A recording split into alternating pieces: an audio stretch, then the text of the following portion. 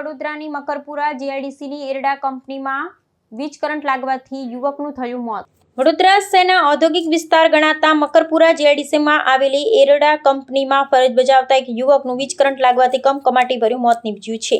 કામકાજ દરમિયાન અચાનક વીજ પ્રવાહની અડફેટે આવી ગયેલા આ યુવકને બેશુદ્ધ હાલતમાં તાત્કાલિક નજીકની ખાનગી હોસ્પિટલમાં ખસેડવામાં આવ્યો હતો।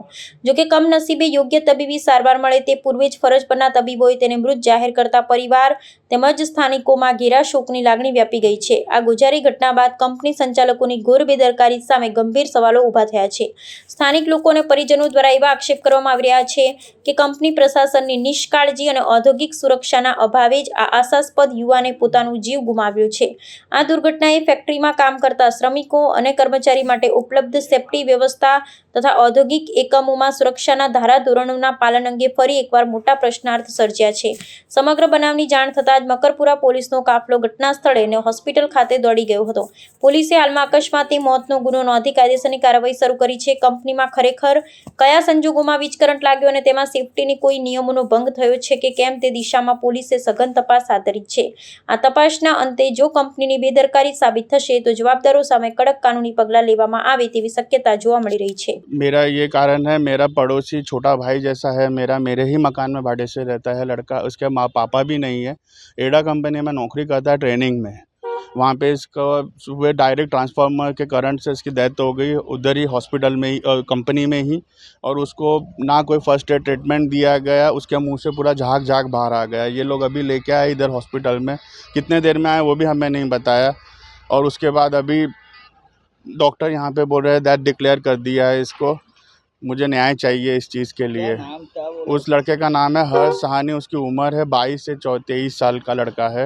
वो ट्रेनिंग में था। हाँ, 22-23 साल में 17-18 साल का, 17-19 ITI करके ट्रेनिंग में लगा हुआ लड़का। इस कंपनी में तीसरी डेथ हुई है। ये लोग हर बार ये लोग क्या बच्चों के साथ मफत के इन लोगों को मिलते हैं।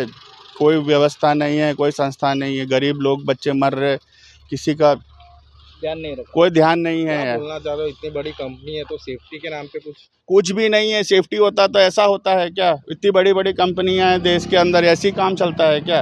वो गरीब बच्चा मर गया, कौन जवाबदारी लेगा इसकी? ये तो हाथ जोड़ देंगे। हम तो ट्रेनिंग में थे, ट्रेनिंग के अंदर सब इतने छोटे बच्चे को रखना ही नहीं चाहिए ट्रेनिंग के अंदर, जहाँ पे आपको पता इतना गलत काम हो रहा है, डायरेक्ट करंट आ रहा है। जो एक्सपीरियंस बंदे हो तो उनका काम होता है, बच्चों का काम होता है।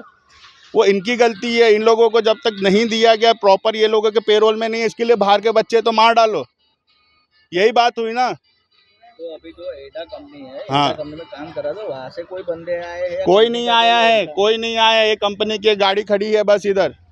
उसके साहब लोगों को पूछ रहा हो तो बोलते नहीं हम लोग यहाँ के नहीं है, हम लोग दूसरे डिपार्टमेंट के, हम तो खाली मदद के लिए आए। इतना कौन जागरूक होता है मदद करने के लिए? कितने बजे कॉल आया था कि ऐसा हादसा? अभी मुझे कॉल आया 10:30 के करीब कॉल आया मुझे कि वो नहीं कुछ बताया। अभी तक कोई डिटेल नहीं, इनके कंपनी से कोई भी नहीं आया है। अभी बस वो 2 लोग थे, वो भी अब कहाँ है वो पता नहीं।